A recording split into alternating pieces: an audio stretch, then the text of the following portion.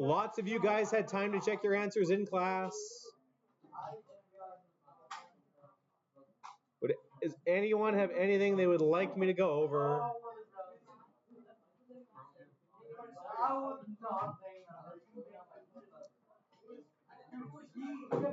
Gentlemen on the far, Paris and Michael and Memphis, we good? Okay, I can go back up to the top.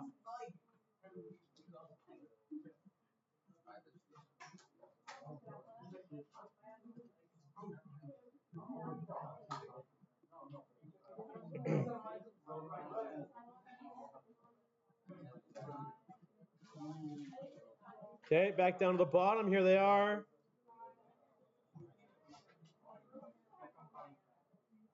Does anyone have any comments, questions, concerns? Why something is the way it is? Would anyone like me to review any of the rules?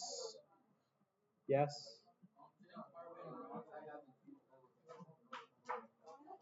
You look at number 15 down here? Shouldn't carbon and oxygen have what?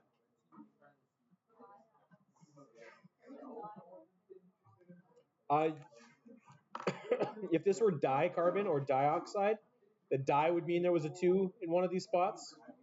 But the covalent ones, you just leave them as they're written. There's no balancing charges. So because carbon and oxygen are both nonmetals, we don't care what the charges are. We just formula write them as the name is given.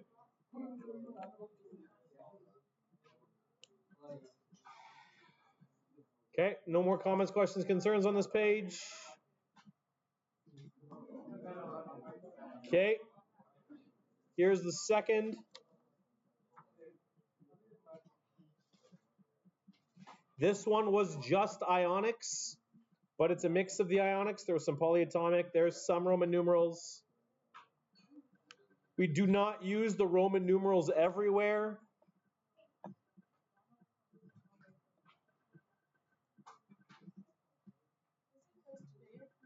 Today is my hope.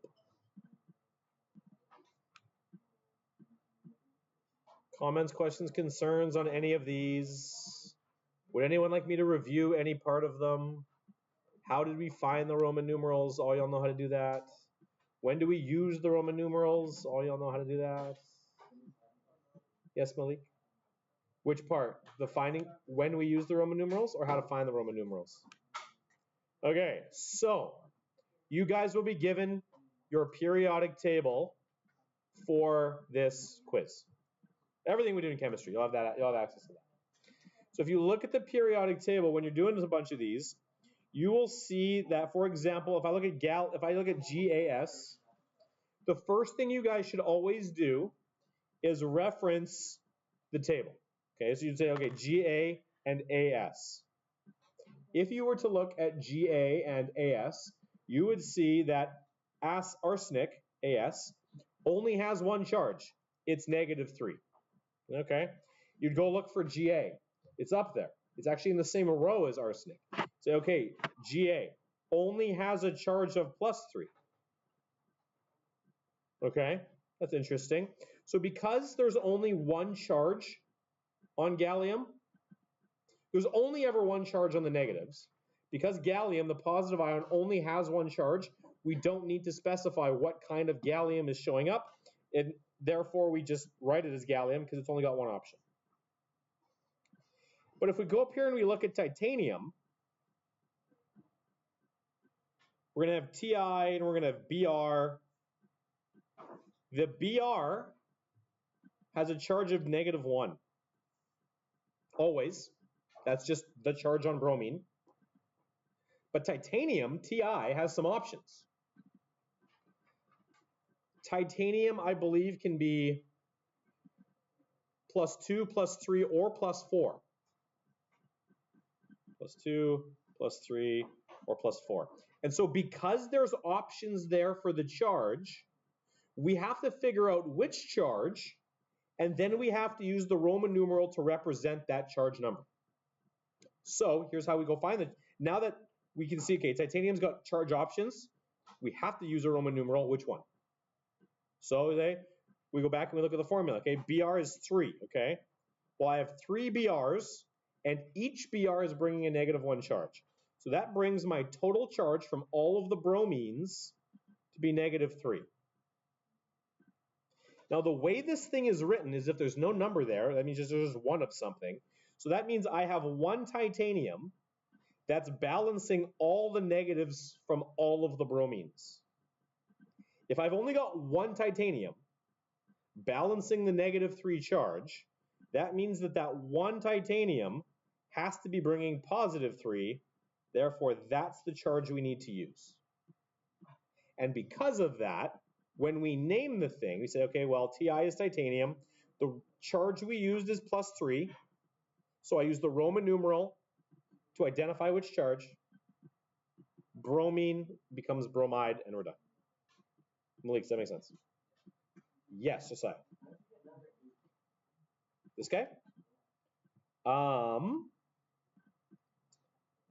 Be, well, the Be part's easy. Be is beryllium. It's only got one charge, so that's just beryllium. Then HCO3, because there's, well, even in this whole thing, if you look at the whole thing, there's more than 2 elements. As soon as you see more than 2 elements, there's a polyatomic somewhere, because I've got BEHCO and O, or sorry, BEHC and O. They're all capital letters here. And if they're capital letters, that means they're individual atoms or individual elements. So now we have to go figure out, and this thing's in brackets. You see brackets, it's polyatomic. So now we have to go find what is HCO3 on the polyatomic ion chart.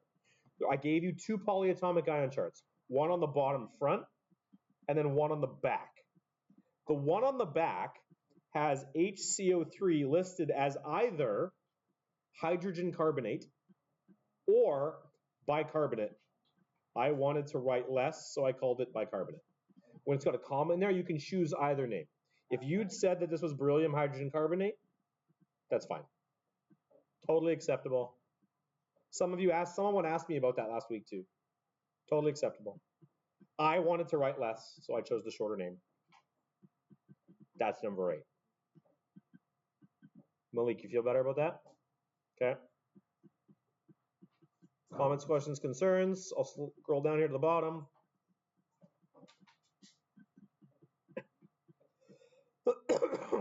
I don't think it shows up on your quiz, but I know it's shown up in work that I either have assigned or will assign.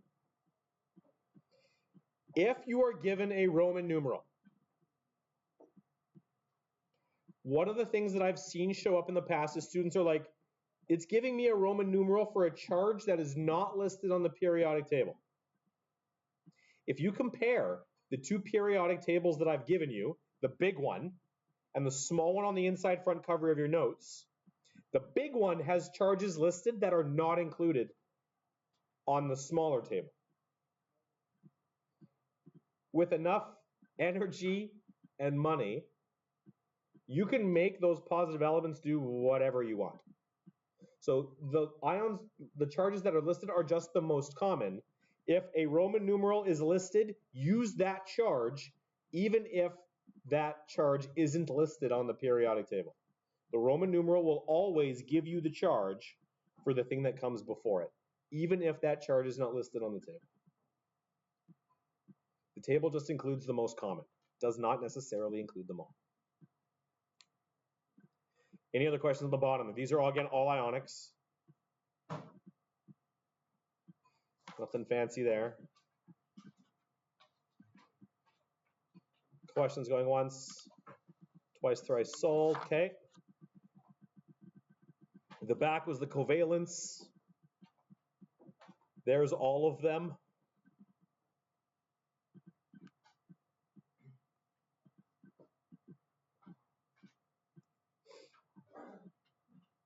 If you identify that it's covalent, so both of the pieces are negatively charged, you use prefixes to denote how many there are. If there are prefixes, you just use them. If the first one doesn't have a prefix, that means there's only one of the thing.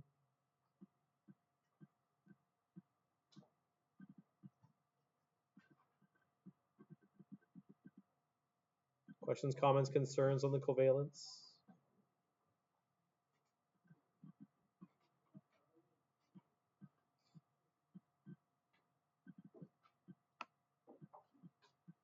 Going once, twice,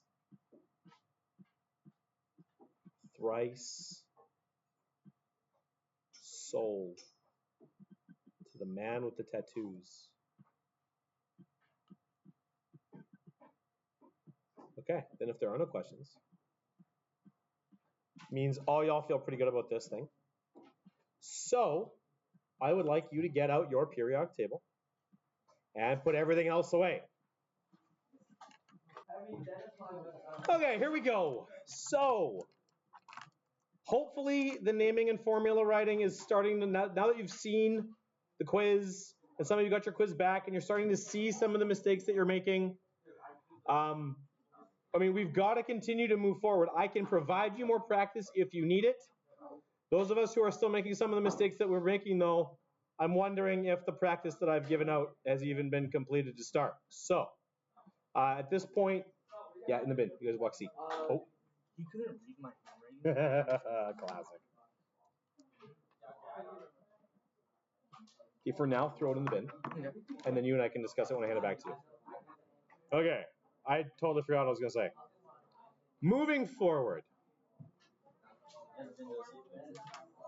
I'll hand those quizzes and those quizzes, the ones you just wrote and the board ones, back tomorrow. The board, they're marked. They're in my head. I will give those back to you tomorrow. Okay. So, chemical reactions and equations. Chemical reactions is also the first blank. You don't like light blue? How do you feel about this color? Or is this just as bad? Just as bad, make it pink. Okay, cool. Chemical reactions are processes that involve. That's pink. How do we feel about pink? Chemical change. You know, that would be weird if I used different colors for every letter. That would be awful. Chemical change. So there's different kinds of change. In grade 9, you would have looked at two kinds of change. The only two kinds of change. Actually, that's not true. Two of the kinds of change. You looked at physical change and you looked at chemical change. Physical change is like a change of state. Water melting.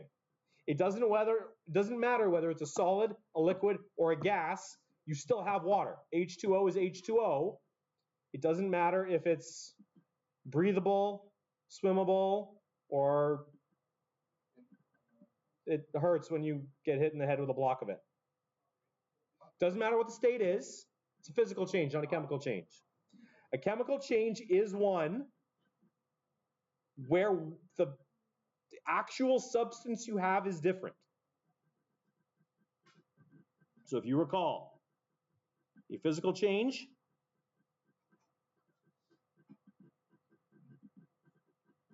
is the same chemical substance.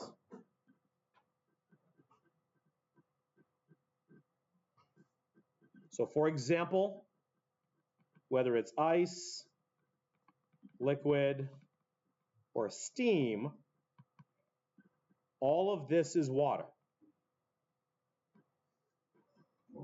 No chemical reaction has occurred there.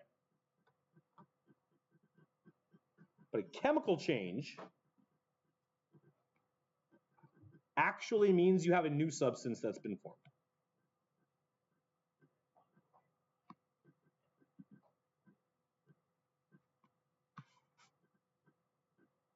I'll say different element combo. The elements have shown up now in different proportions.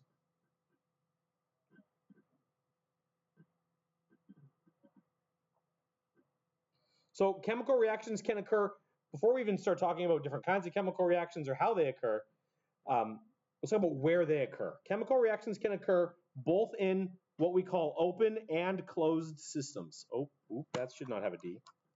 Getting ahead of myself. Open and closed systems.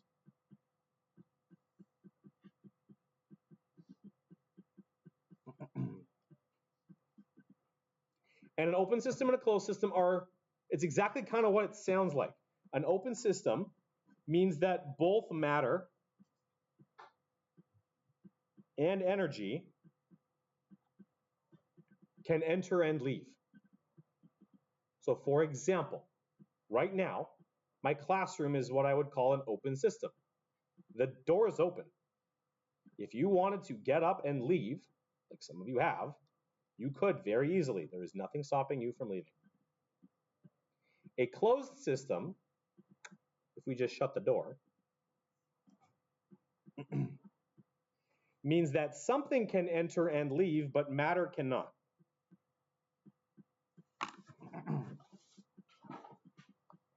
So I'm just going to close my door.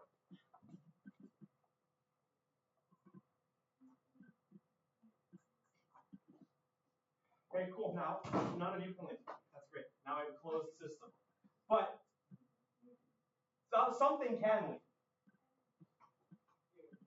In my example, so energy. Something can leave. Energy can leave. What is an example of energy leaving the room here without Sound. Light. sound? Is a good one. Light is another good one. The windows are open. Light can escape. I grab my laser pointer. I can shine it through over there. I can put it on Mr. Duray's student teacher's back. That would be distracting. I wouldn't do that. I could. Or if all of us got really loud and somehow we were able to coordinate ourselves to call for Mr. Keeley, he could hear you. Nothing physical has actually left. The vibrations from your voice that make the noise aren't things. It's just vibrations of what's already here. It'll vibrate the wall. It'll vibrate the air in his class. We all cheered. He heard. Yeah. So it's a wave. Effectively, both those things, sound and light, are both waves. Heat is just a form of light, believe it or not. It's this section. Heat is just is a form of light. We just emit it differently. And we can feel it. But you can feel this light too. It's not even the sunburn. So yeah, heat, sound, light, all are all the same kind of energy. There was another man, comparse. Okay, so does this sound like kind of like a ladder? Sorry? Does this sound like kind of a ladder? So it's like it's a medium sound for you?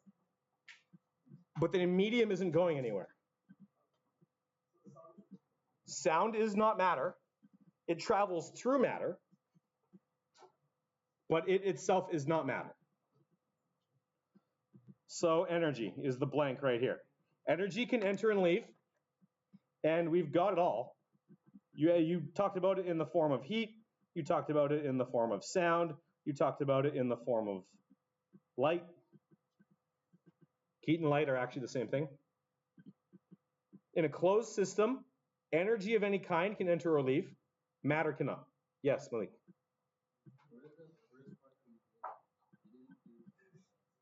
Oh, yes.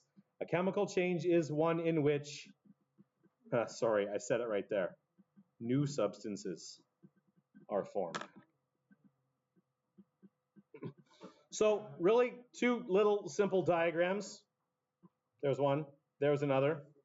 This system is open. There is a way for the matter to actually go ahead and leave. This system is closed.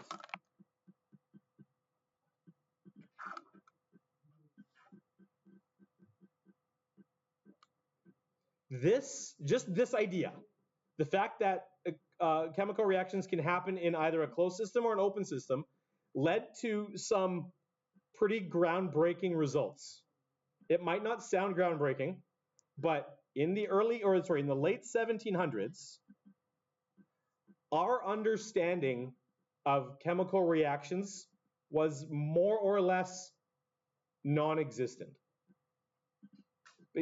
We knew that if we took this thing and we put them together, something would happen. You could get this new thing produced, but our ability to analyze what was actually produced was limited to things that we were able to see. There's lots of things that react that produce things that we can't see, like a gas.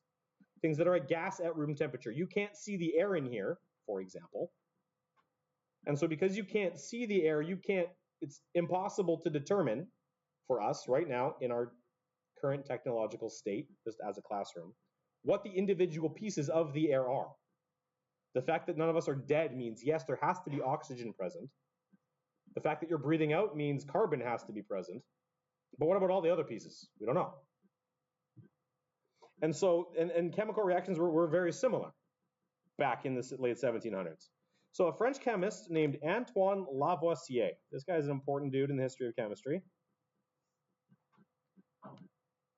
for simply looking at closed and open systems. He performed a whole bunch of experiments in a closed system that he had designed. It's actually on the next page. We'll flip there in a second. And in all of these experiments, all these reactions he did, he measured a bunch of stuff. But the most important thing he measured was the mass.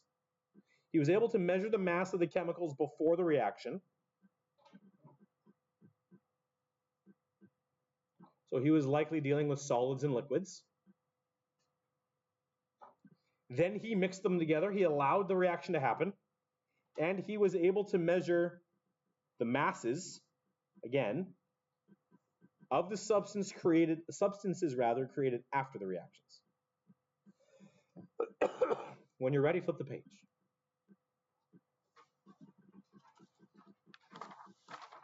This was his apparatus.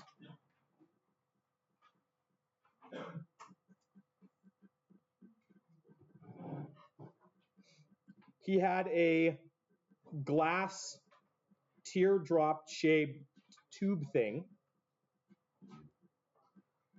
It was fully contained, and it ran. He had it run so that it was going underwater, and had the opening inside a bell like this.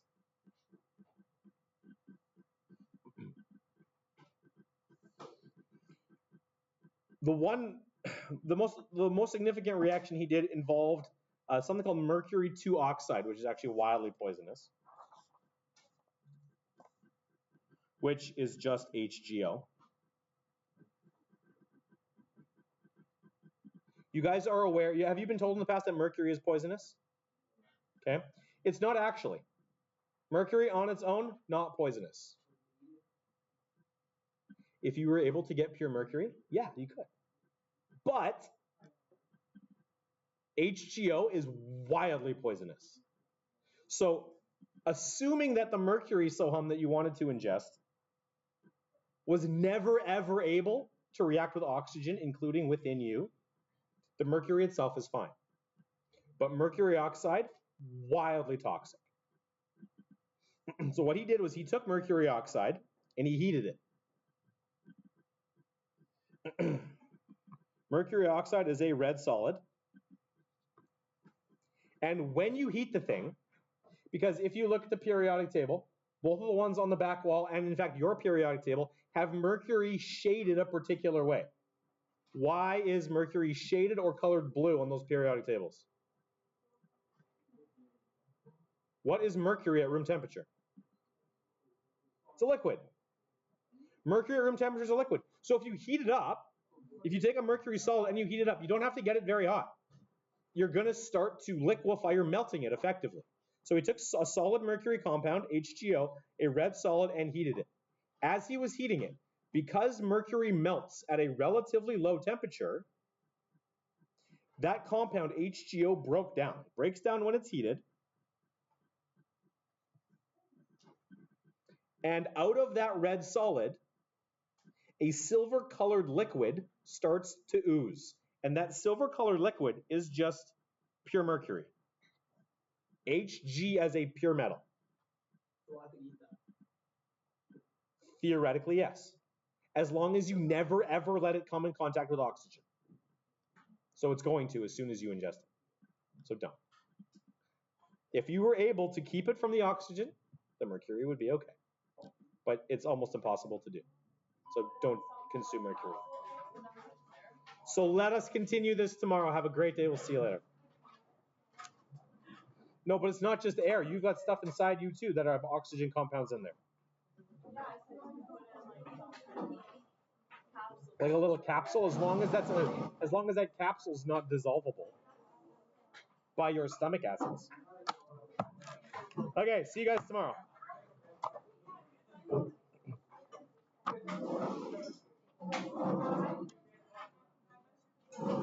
Yes. Your sister mentioned that. Have such a good time.